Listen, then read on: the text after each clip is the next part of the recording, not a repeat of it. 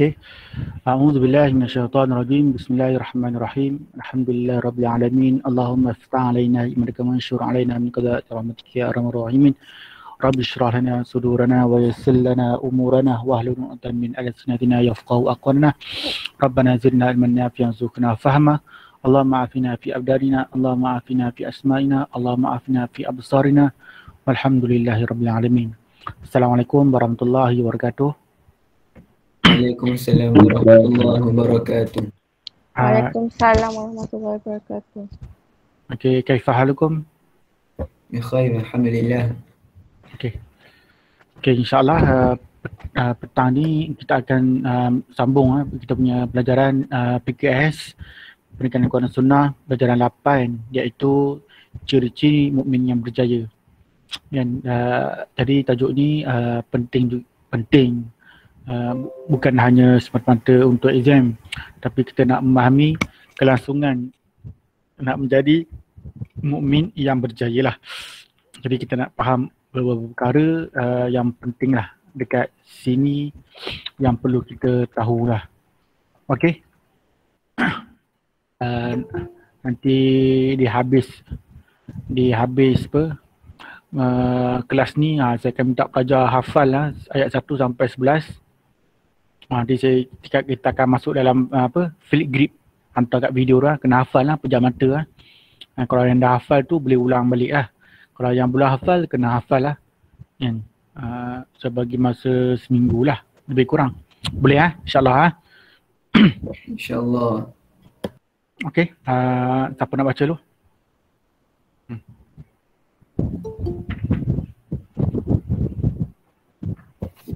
Saya Ustaz. Okey, bismillah. Surah Al-Mu'minun ayat 1 hingga 11. A'udzu billahi minasy syaithanir rajim. Bismillahirrahmanirrahim. Qad aflahal mu'minun alladzina hum fi salatihim khashi'un walladzina hum 'anil lagwi mu'ridun walladzina hum lizzakati fa'ilun والذين هم لفروجهم حافظون إلا على أزواجهم أو ما ملكت أيمانهم فإنهم غير ملومين فمن ابتغى وراء ذلك فأولئك هم العادون والذين هم لأماناتهم وعهدهم راعون والذين هم على صلواتهم يحافظون أولئك هم الوارثون الذين يرثون الفردوس هم فيها خالدون. Sadaqallahul azim.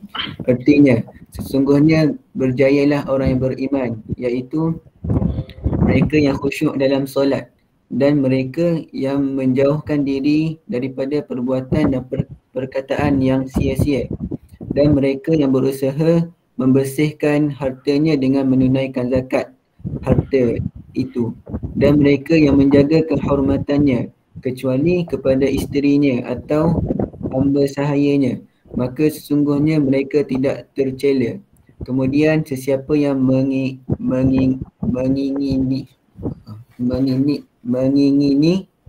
selain mengingini, siapa yang menginginkan lah. Sesiapa yang mengingini selain daripada yang demikian, maka mereka lah orang yang melampaui batas, dan mereka yang menjaga amanah dan janjinya, dan mereka yang tetap memelihara salatnya, mereka itulah orang yang berhak mewarisi, yang akan mewarisi syurga Firdaus, mereka kekal di dalamnya. Okey, terima kasih. Jadi pada ini ada beberapa perkara lah, ciri-ciri mukmin yang berjaya. Nanti kalau kita nak tengok ciri-ciri ibadur rahman, dia ada ciri dia balik kan dalam surah Al-Furqan.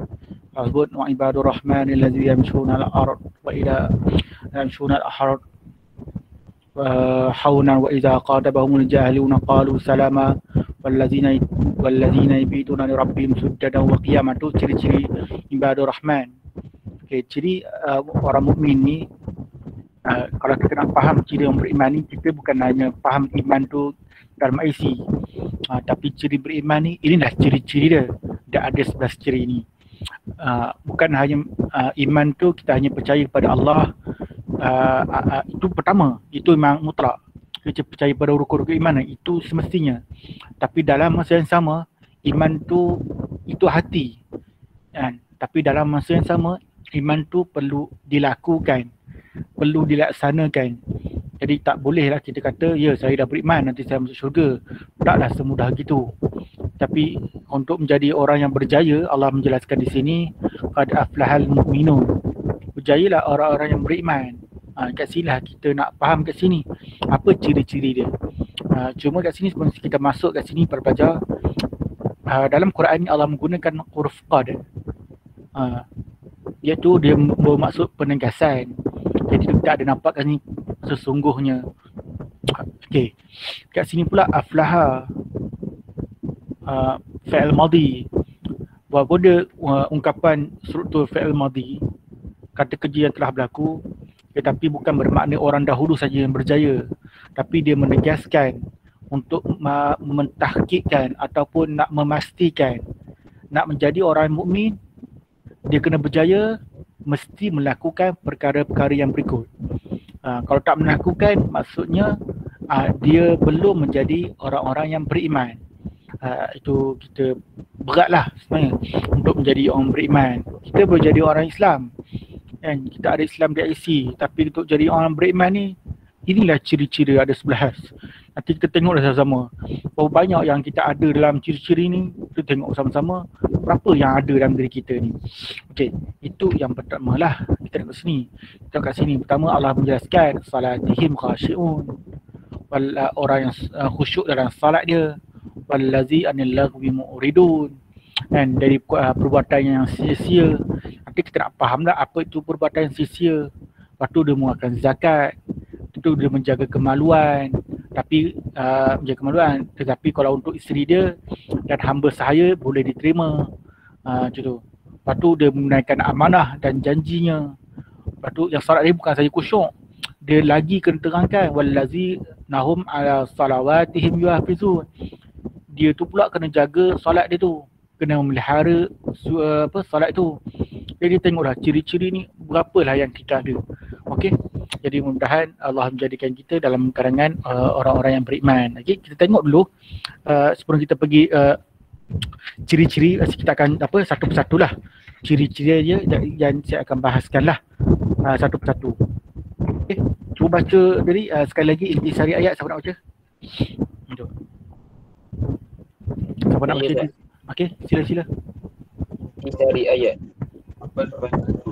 Ayat 1 hingga ayat 11 surah Al-Mu'minun ini menjelaskan sifat-sifat orang mukmin yang berjaya, iaitu beriman kepada Allah Subhanahu wa ta'ala, khusyuk dalam solat, mengeluarkan zakat untuk menyucikan diri dan harta, memelihara kehormatan diri, iaitu tidak melepaskan syahwat pada tempat yang haram, memelihara amanah dan menunaikan janji, serta melazimkan solat, menunaikan solat fardu dengan sempurna dan memperbanyakkan solat sunat.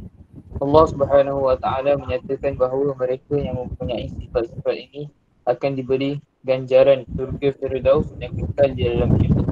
Okey, terima kasih Fi'rah. Okey, jadi kat sini pelajar boleh tengok kalau kita orang yang beriman, kita melaksanakan ganjarannya Allah janjikan, iaitu diberi syurga Firdaus. Dan syurga yang paling tinggi, syurga ni tak ada 7 lapisan. Dan kita pun tak tahulah lapisan mana yang kita nak berada. Dan mudah-mudahan dapat masuk syurga pun dah syukurlah. Jadi kita pun tak tahu dosa kita banyak mana, dosa-dosa dahulu apa semua kan. Mudah-mudahan Allah ampunkan dosa kita. Tapi Allah ni sentiasa bagi kita pintu taubat. Allah sentiasa bagi kita rahmat. Kalau kita baca surah Al-Fatihah macam kata kan, Bismillahirrahmanirrahim, Alhamdulillah Rabbil Alamin, Ar-Rahmanirrahim. Ada yang Rahman, ada yang Rahim. Allah bagi kita rahmat lah kat manusia ni. Dulu kita buat dosa banyak kan. Kadang kita buat dosa, solat pun kadang-kadang solat tak solat. Tu. Kita buat perkara yang maksiat, kita buat perkara-perkara yang bukan-bukan lah. Kan? Kadang-kadang solat pun kita entah ke mana macam tu. Tapi bukan bermakna kita tak menjadi mukmin yang berjaya. Tapi kita boleh masih diberi peluang. Tu Allah kata kita ni masih ada peluang lah. Dan masih ada peluang untuk mencari pintu jalan tu, nak kembali kepada Allah Ta'ala, untuk bertaubat kepada Allah Ta'ala. Jadi kalau macam kita lah, dia tak sama kan. Kalau kita SPM pun boleh ulang banyak kali. Macam kata kalau dia tak berapa comel tahun ni, tahun depan dia ambil lagi. Tahun depan seterusnya boleh ambil lagi. Peluang tu sentiasa ada lah. Jadi kehidupan ni para pelajar kena ambil peluang lah. Kita kena tahu kat mana nak belajar, masa bila nak bermain, masa bila nak solat pada waktunya. Janganlah kita habiskan masa sepenuhnya main game je, sampai buku pun tak buka, macam katalah. Itu konteks belajar lah. Cuma kat sini kita nak balik pada ni, kita nak faham ciri-ciri orang beriman tu bagaimana. Kita tengok satu persatu lah. Satu persatu supaya dapat gambaran yang lebih jelas. Jadi ayat kat sini dia mencerangkan secara rangkuman lah sebagaimana yang saya sebagaimana yang tertulis. Yang pertama dia kena beriman Allah Ta'ala, khusyuk dalam salat, mengeluarkan zakat. Lepas tu dia melihara kehormatan diri. Lepas tu dia jaga dia tak melepaskan syahwat pada tempat yang haram. Dia jaga amanah, dia menunaikan janji, melazimkan salat, menunaikan salat fardu, membaikkan salat sunat. Itu. Kalau kita buat semua ni, insya-Allah kita akan dapat ganjaran syurga, insya-Allah. Yang paling penting kalau kita umat Islam ni, kita ni akan dimasukkan ke dalamnya. Pastilah. Sebab Nabi sebut kullu ummati yadkhulul jannah illa man aba, atau kama qala Nabi ya. Semua umat Islam ni akan masuk ke syurga melainkan orang yang ingkar. Jadi kalau konteks ni kita semua insya-Allah lah. Tapi yang penting kita kena jangan ada kufur lah. Yang ada kufur. Nanti kita akan tengok lah bentuk-bentuk kekufuran. Kalau kita masuk ke bidang syirik, na'udzubillah. Kalau sempat bertaubat, kita boleh kembali. Kita sempat mati dalam keadaan iman. Tapi kalau tak sempat bertaubat, na'udzubillah. Neraka Jahannam, na'udzubillah lah. Itu baru belajar. Kita kena hati-hatilah dalam kehidupan ni supaya tak termasuk dalam golongan yang sebaliknya. Okey. Jadi kita akan tengok satu persatu ciri-ciri dia. Okey. Okey. Kita pergi asbab dulu. Okey. Untuk tu ada soalan tak? Sekarang jelas makna Al-Quran jelas Kita tengok satu. Ada soalan? Okay, nanti kita tengok satu persatu lah. Okey, asbabun nuzul siapa nak baca?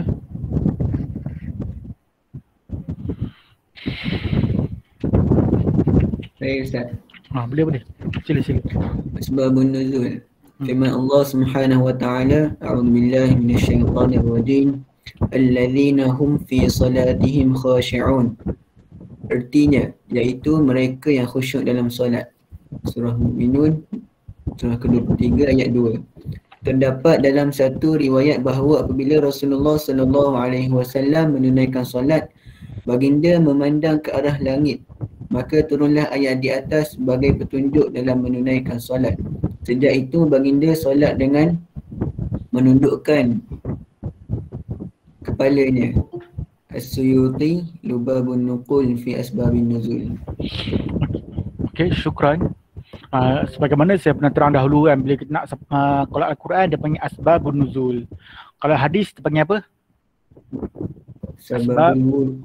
Ya, Asbabul Wurud. Kalau hadis Asbabul Wurud. Okey, bila kita nak faham asbab nuzul ke asbabul wurud, kita nak tahu siapa orang dia, macam tu. Kenapa? Itu. Kita nak faham lah apa yang berlaku kan. Kalau kita faham kat sini siapa tu? Rasulullah sallallahu alaihi wasallam. Kenapa dia menunaikan salat? Apa yang berlaku? Pandang ke arah ke langit. Jadi kita nampak lah bayangan-bayangan tu. Lepas tu kita dah faham lah ada apa perintah dia. Bila asbab nuzul tu mesti ada perintah di akhir tu. Apa tujuan ayat ni turunkan? Itu punya sebab. Tujuan dia, maka kat sini lah turunnya. Allazina hum fi salatihim khashi'un. Iaitu kita nak faham kat sini, dalam makna kat sini menundukkan kepalanya. Ini satu makna lah. Nanti saya akan jelaskan lagi makna dia. Dan kitab As-Suyuti. Okey, saya jelaskan lagi lah. Kalau khusyuk kat sini, bagaimana yang saya pernah, dia ada terjemah kat bawah ni bukanlah bermakna kita semayang tu tunduk ke bawah macam tu kan. Tak pandang atas langsung. Bukanlah begitu makna dia. Khusyuk yang sebenarnya bagaimana yang akan diterangkan dalam ciri-ciri di bawah. Okey, nanti kita akan tengok. Jadi nak fahamnya khusyuk ni, sampai tak fikir, nak fikir makan pun tak boleh, bukanlah begitu. Nak fikir belajar pun tak boleh, fikir nak pergi mana lepas ni pun tak boleh. Itu bukanlah makna khusyuk. Jadi kena faham betul-betul makna khusyuk yang sebenarnya. Sebagai seorang pelajar dan khususnya belajar agama, kita kena faham setiap kalimat tu dengan baiklah. Bukanlah kita nak faham 100%, tapi paling tidak pun kita tahu makna yang sebenarnya. Sebagaimana yang saya pernah terangkan dahulu, bila kita faham Al-Quran dari sudut terjemahan saja, dia tak akan jadi hujah, dia tak akan menjadi dalil. Al-Quran ni perlu difahami dalam bahasanya, bahasa Arab tu sendiri. Kita tak boleh faham Al-Quran dari dalam bahasa Melayu, kita kena bahasa Arab tu sendiri. Tak boleh. Iaitu kita tengok masyarakat sekarang ni, faham Quran nak terjemahan je. Itu banyak ajaran sesat, kan? Pelik-pelik ajaran dia. Tak faham Quran pun, baca pun tak apa betul. Tapi cakap pasal agama. Bukanlah tak boleh bincang pasal agama, tapi kita kena hendaklah tahu ukur baju kita. Sebab tu Allah sebut fasalu ala zikri in kuntum ta'lamun. Maka tanyalah orang yang kamu tak tahu, jika tanya kepada orang ahlinya jika kamu tak tahu. Jadi itulah, belajar kita nak cakap pasal agama, hukum hakam khususnya, kita kena buat baik-baik, bukan baik-baik tu, maksudnya belajar bersungguh lah. Barulah kita boleh memberi pandangan tentang agama. Okey. Jadi kalau tak tahu, tak ada masalah. Bukan satu benda yang aib. Tak tahu tu normal lah. Tak tahu tu normal. Okey, kita tengok satu persatu, kita nak faham betul-betul supaya setiap perkataan dalam Quran tu kita boleh memahamilah dasar-dasarnya walaupun tak mendalam, tapi kita boleh tahulah maknanya. Okey, siapa nak baca ciri-ciri yang pertama?